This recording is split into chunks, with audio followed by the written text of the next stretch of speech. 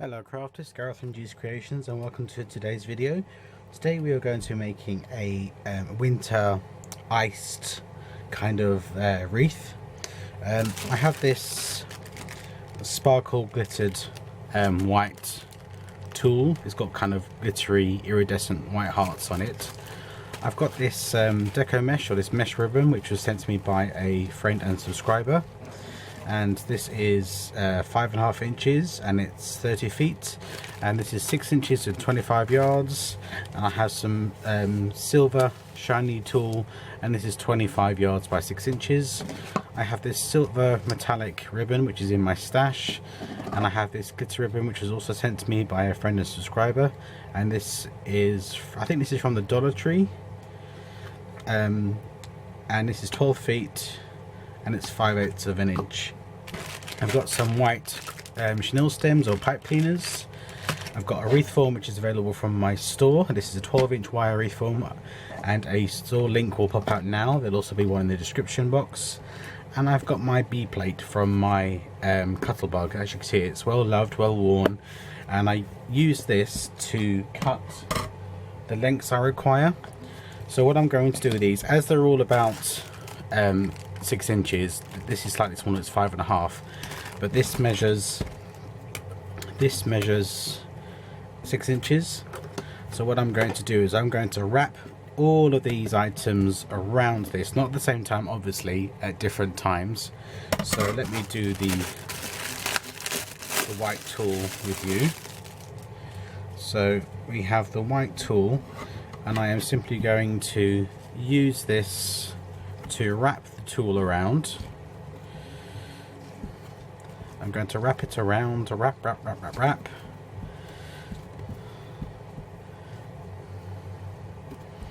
These lengths don't have to be 100% perfect. I'm not looking for perfection. I'm a crafter, and we don't do perfect, do we, crafters? So I'm going to wrap this, and I'm probably going to do about a good quarter of the spool, because I don't know how much I'm going to need, and I don't want to cut too much and not need it. So I'm just going to cut that off there. But where I've got this going round here, I'm going to slip my scissors in, and I'm going to cut all the Tulle that I've spun around this board from my Cuttlebug, and the same on the other end, and that will give me approximately 6-inch squares. Like I said, it's not going to be perfect, but if you want perfection, just take your time. But what I'm left with will be 6-inch squares.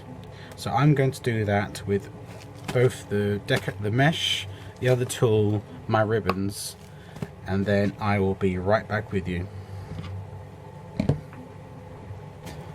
As you can see, I'm doing the same with the ribbon, but I'm putting the ribbon so it's closer together, because obviously if you do it so it's sprawled out, by the time you cut this side, all the ribbon at this end is going to be loose, and obviously depending on how big your hands are, you may not have the palm span to reach up and grab it. So I'm just going to do quite a bit of this lovely white sparkle ribbon, and then cut it at the bottom. And because I've got it very close together, I can turn it over and do the same thing at the top, and that gives me all those lengths of 6-inch of the white sparkle ribbon. Be warned, crafters, that glitter Tulle sheds a lot, and I'm not a big fan of loose glitter, so that was quite a shock. Right, so I've got my piles of different materials and mesh and Tulle and whatnot. So the next thing I'm going to do is I am going to, these chenille stems are 12 inches. Yeah, they're 12 inches. So I am going to cut them in half, because I don't need them to be 12 inches in length.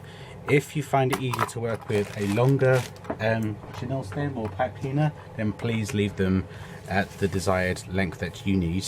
So if you need them at 12 inches, then do that.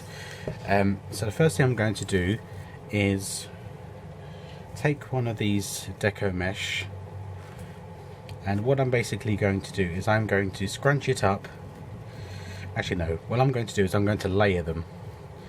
I am going to layer each of my materials, so that's the deco, the sparkle, and the white with the hearts.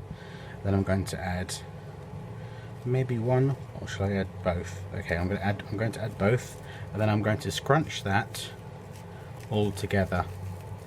So we're kind of making a faux bow. Now, using my pipe cleaner, I am going to attach those together, making sure it's nice and tight. I hope that was all in frame. I'll do another one with you, and then I can just play with them. My ribbon doesn't have wire in it, but obviously if you prefer to use wire ribbon, then that's your choice. So that's one. I'm just going to go through that again with you, just in case I was off camera. I'm going to grab one of the mesh pieces. I'm going to grab the white tool,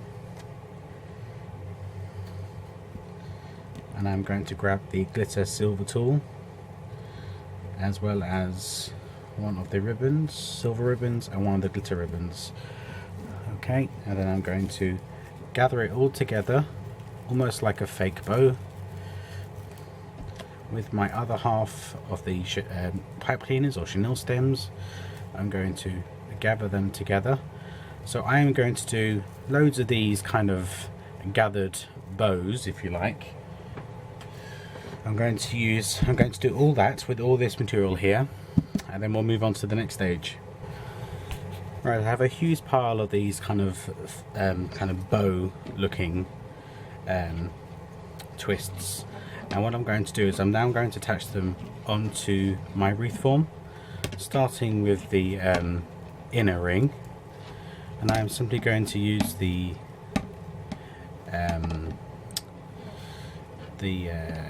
pipe cleaners, the chenille stems, to attach them. So I'm just going to go around, because of the deco mesh, they get caught. I'm just going to go around the whole entire inner ring.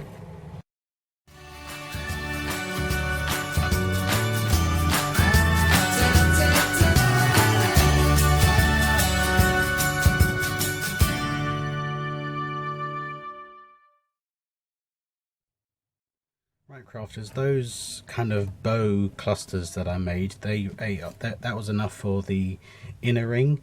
Now I'm cutting my second roll of the deco, or the mesh, into 6-inch squares. So I'm just using my ruler and my Tim Holtz scissors to cut these into 6-inch squares, and then I am rolling them, let them go back into their natural roll. So just do one of these on camera for you.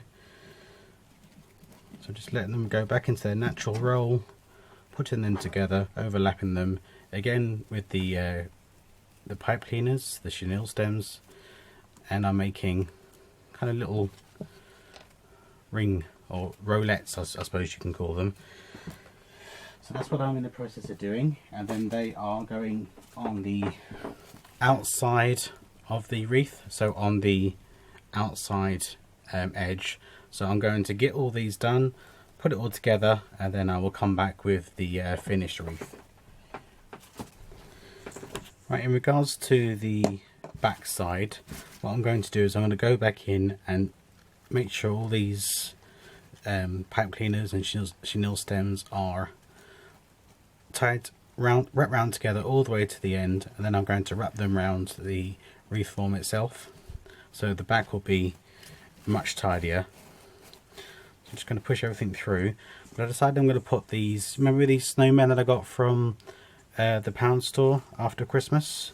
I decided I'm going to hang one on the inside, so I'm just going to attach it to the outer ring using a, you guessed it, a pipe cleaner, chenille stem, whatever you prefer to call them.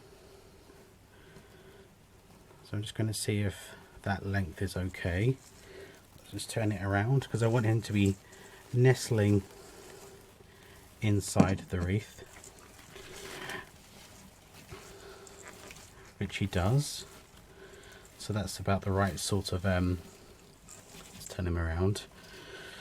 Yep, right, so I'm going to take my camera down now and show you the wreath with the snowman nestled inside. So bear with me 2 ticks. As you can see, crafters, that tool sheds like a dog getting its winter coat. It's ridiculous. I like the end result. I'm really happy with the way it turned out. It does shout winter to me. So on the outside we've got just the deco rings or loops. Then on the inside we have the tool and the ribbon, and then we have the cute little snowman on the inside. But I think it turned out rather cute. It's probably about 14 inches altogether once you get the loops on the outside. So I shall pop him on the door and you'll see a decent picture on the thumbnail. Thank you very much for joining me, and I will see you again very soon. Take care now. Bye bye.